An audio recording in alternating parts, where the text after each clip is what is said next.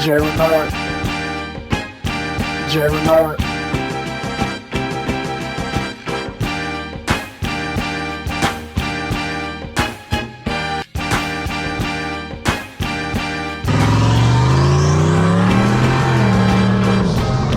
right, y'all, I know this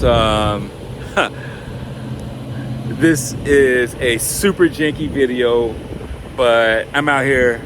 Car left me stranded today, and gosh, man, it's just been one of those horrible days. So I actually bought a new throttle body and went to install that, a 75mm throttle body, and didn't really have any success with it. You know, it's got the adjustable base, so you can adjust the TPS, and for whatever reason I just couldn't get it to idle right. So when I finally got to idle right, I'm like, all right, let me go out here and take it for a spin. I took it out, and lo and behold, the car had a hanging idle, or it just started hanging at a high RPM. And I kind of pull over. I'm thinking, oh man, my throttle stopped. My throttle is stuck because it's a new janky throttle body. Like, let me pull over and and try to unstick the throttle body. So I get out, pop the hood, turn off the car. I'm like, oh crap, I don't have any tools. Normally I'll bring some kind of tools with me. I don't have any tools. And so yeah, I'm stranded. I'm trying to crank the car over. I cranked it over so much, like the battery is weak. So thankfully Kim came through, got some jumper cables, tried to jumper it, nothing. It's got spark. It has fuel to my fuel pressure gauge, and only other thing that can be is the spark, the fuel injectors are not firing. So I pulled the plugs just to make sure they're not fouled.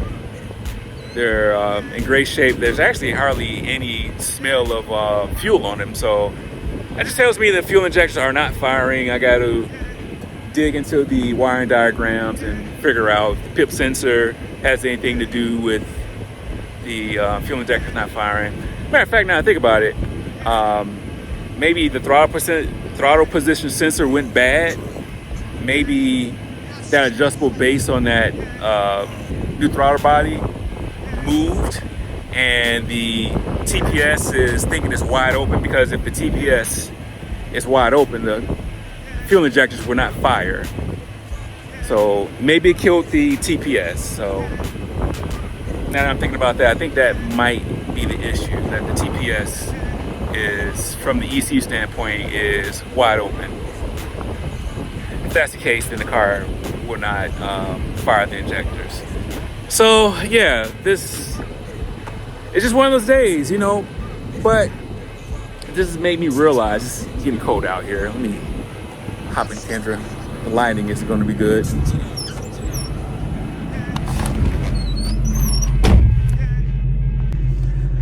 All right, so I'm trying to use the rear view mirror to actually see this video, but actually this is just making me kind of press the issue on getting a you gotta excuse me for this, getting a Terminator X. I've been going through the ringer with this car, and a lot of it is electrical. It's just non-mechanical stuff that I'm having problems with. And so now I think it's just time to upgrade to the Holley system. I don't know if I'll be able to pull that off this season though. So I'll fix this problem. Like I say, now that I think about it, I think it's the TPS sensor. I can actually, I still have Tuner Pro in the car. I still have my laptop. I can take a look at that real quick. So I'll probably go do that. But once we get this figured out, we'll do a continuation of this video. Yeah, just what I suspected. The throttle percent, blah, blah, blah. The throttle position sensor is reading wide open. So that damn throttle body killed my throttle position sensor. What a piece of crap. All right, so new day. Actually, it's 2 days later. And I kind of got this thing where if the car fails on me or something happens pretty bad with the car, I try to make sure I step away from it from a couple of days. So I won't be all in my feelings about what I'm doing with this. So this is the new throttle body, and SR Performance and some of the other aftermarket ones have this adjustable base right here, so you can set your TPS.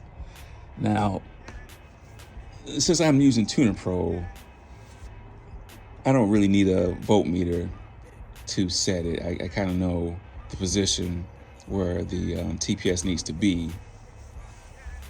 And I did all that. And it could be that this TPS sensor was going bad from the start. I don't know. And I do realize, too, I didn't quite have those bolts on here real tight, those Z screws. So maybe that contributed to the failing of it.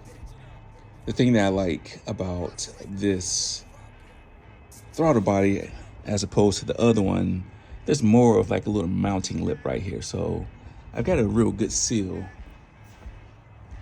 around here, whereas the BBK, that T-bolt clamp and the silicone coupler wasn't pushed up as far as this. So that's a good thing about it. What I'm gonna do is I gotta pull off the IAC. I'll take this out, I'll ohm it out, see what it's doing, and I'll install the new one.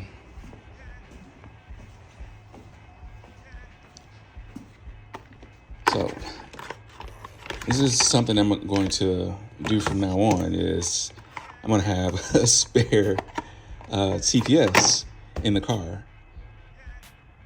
So there's a cheap one you can find on eBay for like $21, and I will use that as in case of emergency.